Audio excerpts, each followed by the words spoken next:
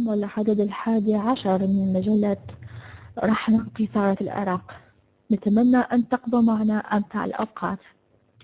إليكم عناوين الأخبار. ميوزك ماي لايف رحمة رياض. لو قلدني أحدهم لما تصرفت مثل إليسا. مجلة الشبكة العراقية. رحمة لم أكن أعرف إن والدي مطرب مشهور. عمل عربي ضخم يدخل المطربة رحمة عالم التمثيل. إلا أقول لهم ورحمة في أحضان جبال لبنان بإطلاق كتبها الجديد. جائزة الميما أورد والرحمة تحصل أفضل فنانة شابة. مهرجان الأغنية العراقية بهولندا والنجمة رحمة رياض.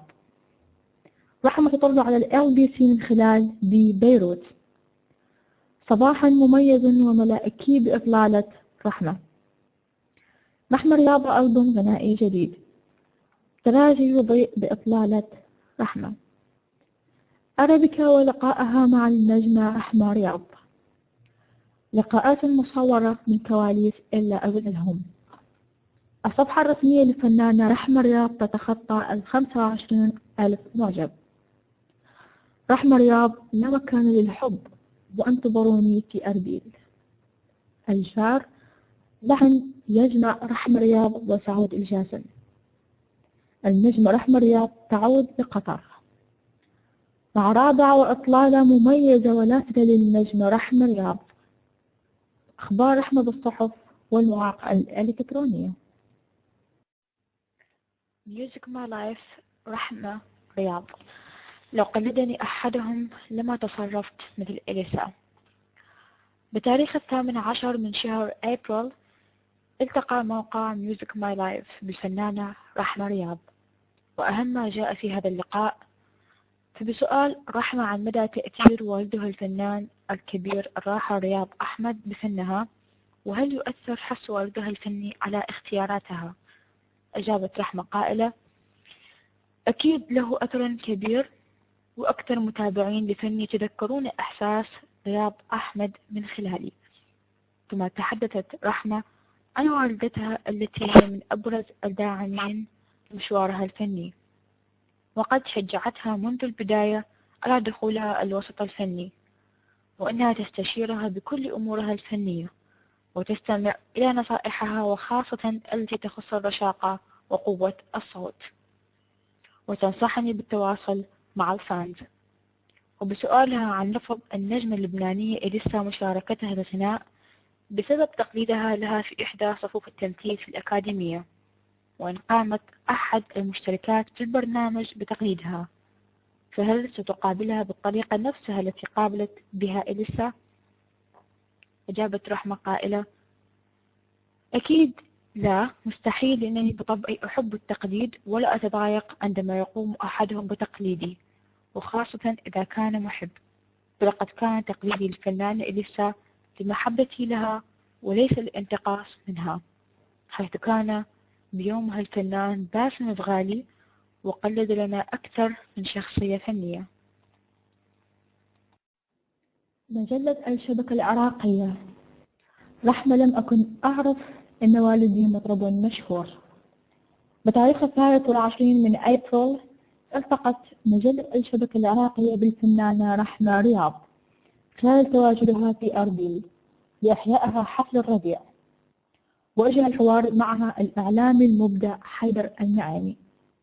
وأهم ما جاء في اللقاء وبسؤالها عن سبب تعاملها بكثرة مع الشعراء وملحنين من دول الخليج. ما سبب؟ رغم أن العراق يملك الكثير من الطاقات الفنية الإبداعية في مجال الغناء، ولهم حضورهم، واللون العراقي محبب كونه مرغوبا في منطقة الخليج وباقي الدول العربية.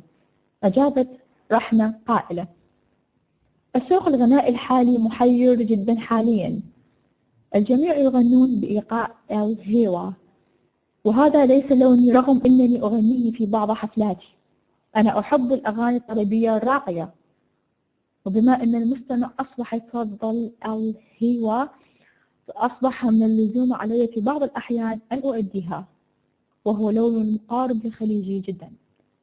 بالنسبة للتعامل مع الشعراء الخليجيين فأنا لست متقصدة، والدليل أني تعاملت مع الشاعر حازم جابر مرتين، ولكن كملحنين عراقيين بصراحة طلبت من نصرة البدر أن يلحن لي، وكل مرة يؤجل الموضوع ولا أعرف السبب. وبسؤال وجه لرحمة عن كونها تمتلك خصوصية لدى الجمهور العراقي، كون أن والدها هو المطرب الراحل رياض أحمد، فما تأثير الوالد عليها وكم تعرف عنه؟ أنا أعرف عن والدي أشياء شخصية، لأنه كان معي كأب وليس كفنان، وبعد وفاتي اكتشفت أنه مطرب مشهور جدا والناس تعشقه بشكل مذهل، وهو من الأسماء المهمة في العراق. وأعرف عنه أنه كان أبا رائعا، وكنت ابنته المدللة ولدي علاقة خاصة معه، فكان من المستحيل أن أطلب شيئا منه ويرفضه مطلقا. والجميل فيه أنه كان كريم النفس ويساعد الناس وبعيدا عن الأنانية، وأعتقد أن هذه الصفات الإنسانية نفتقدها الآن. عمل عربي ضخم يدخل المطرب راحل عالم التمثيل. تستعد المطربة العراقية رحمة رياض أحمد للدخول في عالم التمثيل بعد شهرتها في عالم الغناء، حيث استطاعت إثبات حضورها في الوطن العربي من خلال تميزها في أكبر البرامج الغنائية العربية. وأشارت رحمة أن العام المقبل سيكون متميزا لها من خلال مشاركتها في عمل عربي ضخم جدا بمشاركة فنانين عرب كبار، إضافة إلى ميزانية إنتاج ضخمة جدا معدة لهذا العمل، مبينة أن دورها سيكون كممثلة وليس كمطربة، دون الإفصاح عن المزيد من التفاصيل حول طبيعة العمل بسبب أوامر صارمة جدا للحفاظ على سرية الاستعدادات التي تجري على قدم وساق في بلد عربي. إلا أقول لهم ورحنا في أحضان جبال لبنان لإطلاق أكلتها الجديد. صورت النجمة رحمة رياض الفيديو كليب الخاص بأغنية إلا أقول لهم في لبنان، حيث بدأت التصوير منذ صباح الباكر الخميس 29 من أبريل نيسان. الكليب الخاص بأغنيتها الجديدة التي تحمل عنوان إلا أقول لهم من كلمات حازم جابر، ألحان الفنان حاتم العراقي وتوزيع مهند خضر. وتتعاون الفنانة في هذه الأغنية مع مدير التصوير زياد خوري، الذي سيعمد إلى إظهار رحمة على طبيعتها من خلال اعتماد على إطلالات عديدة يشرف عليها كل من المزين جان شديد وخبيرة التجميل كوالت سكاندر والمصمم يليا أبو فيصل. رحمة التي تربطها علاقة صداقة وطيدة بخوري قرر أن يقدم فكرة بعيدة عن الدراما كما ظهرت في العمل الأول لها، وهو أغنية خلصنا. إذ تنتقل كاميرا المخرج بين موقعي التصوير في منطقة صوفر الجبلية في لبنان التي تتميز بمناخها وطبيعتها.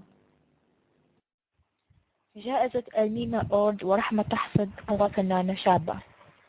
فازت الفنانة رحمة رياض بجائزة تشجيعية للميمة أورد لعام 2011 عن فئة أفضل فنانة شابة، حيث نافست في هذه الفئة كل من أسماء المنور، أمال ماهر، وشذا حسون، حيث استحقت نجمتنا الفوز لما قدمته من أعمال وحفلات ونشاطات فنية ناجحة ولعملها المتواصل وما تملكه من جماهيرية كبيرة ومحبة كبيرة من قبل جمهورها، حيث صدرت بتاريخ 26 من أبريل النتائج النهائية لأسماء الفائزة بجائزة الميمة Middle East Music Awards لعام 2011.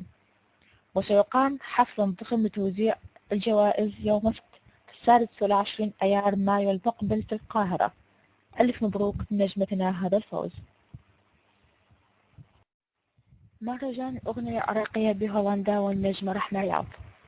تشارك المطربة الشابة رحمة رياض أحمد مع المطرب محمد عبد الجبار في مهرجان الأغنية العراقية في هولندا في شهر آب المقبل، حيث سيشارك المطربين العراقيين في مهرجان أغنية عراقية الذي سيقام في العاصمة الهولندية أمستردام في 24 من شهر آب المقبل. وسيكون ثنائي الطرب العراقي في لقائهما الأول بالجمهور المتواجد هناك، حيث تم اختيارهما بسبب ما يتمتعان به من جماهيرية كبيرة بين أوساط الجمهور العراقي في أوروبا. رحمة تطلع على LBC من خلال ببيروت. أطلت الفنانة رحمة رياض بتاريخ 29 من أبريل عبر شاشة LBC في برنامج ببيروت، وكانت إطلالة مميزة لرحمة مع الإعلامي بلال، تحدثت من خلالها عن تصويرها لأغنية اللي أقول لهم، والتي تعاونت فيه مع دي دوت أو دوت بي. زياد خوي كمان الكليب، وقد اعتمدا فيه على بيوتي شوت وطبيعة لبنان الخلابة والذي سيبصر النور قريبا. كما تحدثت رحمة عن تحضيرها لألبومها الأول بنفسها، وأنها لا تتلقى الدعم من أي من شركات الإنتاج، ولكنها تتلقى الدعم المعنوي من بعض الفنانين، بالإضافة إلى دعم عائلتها لها، وهي حريصة جدا على تقديم عمل مميز يرضي جمهورها. في الختام توجهت بالشكر لكل جمهورها الذي يساندها دائما، كما تقدمت بالشكر لكل الصحافة التي تحرص على متابعة أخبارها. صباح مميز وملأ أكيد بإطلالة رحمة. أطلت نجمتنا المتألقة رحمة رياض صباح يوم الثلاثاء المصادف الأول من آيار عبر شاشة الآن من خلال برنامج صباح النور مع الإعلامية المتألقة يمنى الشري ومذيع الرائع عمار صفار. فكان صباحا مميز ومختلف عن باقي الصباحات.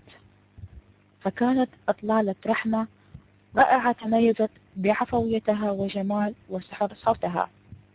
وتحدثت رحمة خلالها عن تصويرها فيديو كليب إلا بللهم، والذي من المقرر عرضه بعد 10 أيام على عديد من القنوات، منها قناة الآن وتانا أرابيكا وناسا، بالإضافة للعديد من القنوات العراقية.